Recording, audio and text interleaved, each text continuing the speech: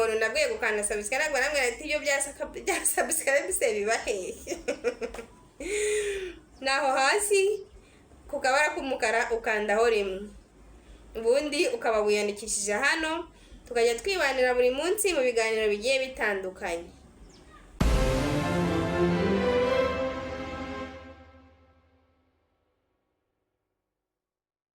Ndabasuhuje, nizere ko mumeze neza aho muherereye hose.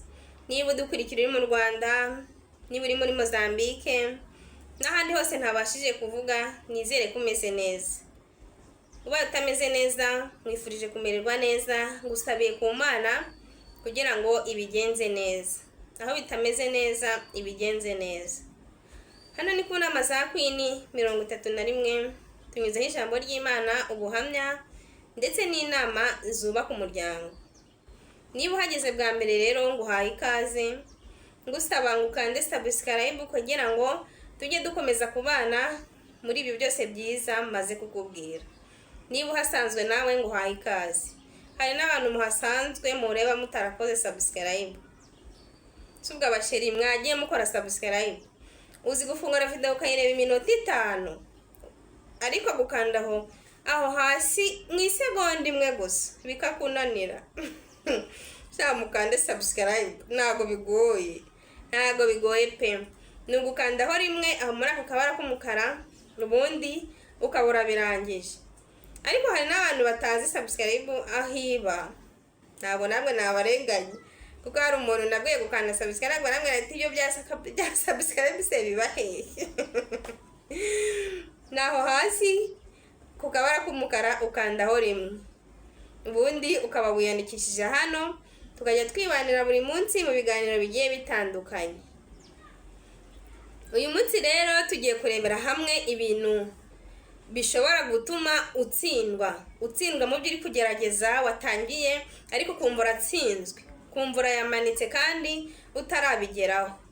Hari video ubwashize nabakoreye mbabwira ko mutagomba gucika intege.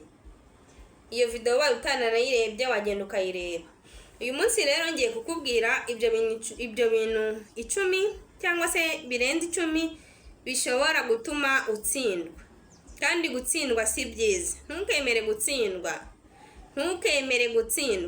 Ibi bintu nimbikubwira ukumva mbese bijya bikubaho, ubihagarike kugira ngo bitazagutera gutsindwa mu byo uri kugerageza gukora.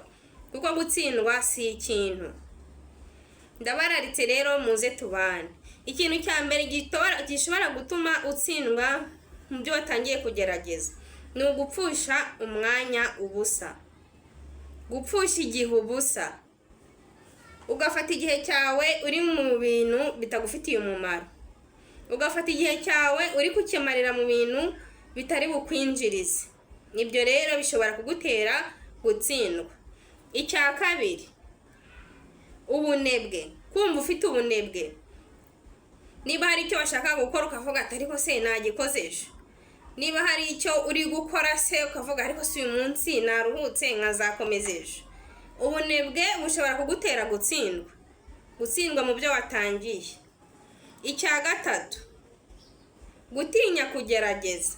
Noneho ugatsindwa utari wanatangira, ukayamanika mbese utari wanatangira kugerageza.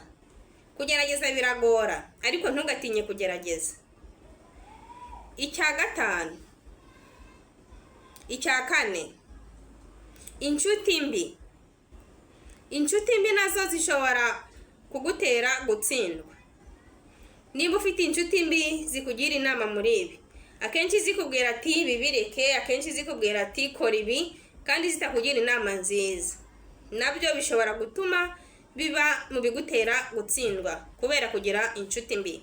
Tujye rero duhitamo inshuti nziza zitazadutera gutsindwa. Icya gatanu, kudafata ibyemezo. Niba ufite izo nshuti mbi ntufate ibyemezo ngo umenye uko ugomba kugendana nazo, cyangwa se ntufate icyemezo cyo gutangira. Kudafata ibyemezo nabyo bishobora kuba mu bishobora kugutera gutsindwa. Icya gatandatu, kubabazwa n'ibintu bito. niba utangiye ugasanga se umuntu aje kubwira ijambo rirakubabaje, uhise uhagarika. Niba hari ibyo utangiye gukora ukumva umuntu arakubwiye ati ese ibi ni ibiki urimo, ugasanga uhise ubihagarika. Kubabazwa rero n'ibintu bitoya, amajambo amwe n'amwe matoya, ibyo bishobora kugutera gutsindwa. Ikindi, kutizera ubushobozi bwawe. Kumva ubushobozi bwawe ntubwizeye. Nimba hari ibyo ushaka kugerageza ukavuga ati ariko se ubundi ubushobozi bwanjye bugendanye nabyo, ibyo nabyo bishobora kugutera gutsindwa. Ikindi, kudatekereza ejo hazaza. Niba udatekereza ejo hazaza, byagorana yuko mu byo wakora utatsindwa, kuko iyo utekereza ejo hazaza nibwo uba uvuga ati nintsindwa se ejo hazaza bizagenda biti. Rero ugomba gutekereza ejo hazaza kugira ngo bitazakuviramo gutsindwa. Ikindi gishobora kukuviramo gutsindwa, kutiga ngo umenye ibishya. Ugasanga ntabwo uri kumenya ibishya. Iyi si turimo ibintu birahinduka buri munsi, uko byari bimeze ejo ntabwo ariko bimeze uyu munsi. Bisaba rero ngo uhore wiga ibishya kugira ngo bitazakuviramo gutsindwa. Ikindi gishobora kukuviramo gutsindwa, kudahindura imico mibi. Ugasanga hari imico mibi ufite, ariko kuwa mbere, kuwa kabiri, kuwa gatatu wibereye mu mico mibi, ntushoboye kuyihindura. Ibyo nabyo bishobora kukuviramo gutsindwa. Nushaka gutsinda rero uzagerageza uhindura imico mibi waba ubona ari mibi. Niba hari imico se ubwirwa ati iyi mico si myiza, uyireke kugira ngo bitazakuviramo gutsindwa. Ikindi gishobora kukuviramo gutsindwa, kwita cyane ku magambo y'abantu. Iki nagisubiramo, kwita cyane ku magambo y'abantu.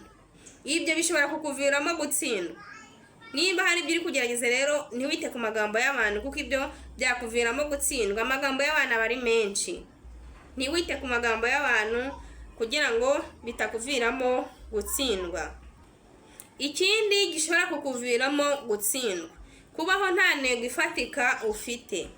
Iyo utazi aho werekeza byose ubifata uko ubonye. Bisaba ngo umenye iyo uri kwerekeza. Ikindi gishobora kukuviramo gutsindwa, gucika intege vuba. Ugerageje rimwe, wagerageza kabiri, bwa gatatu ukayamanika ukavuga ati sinshobora kongera.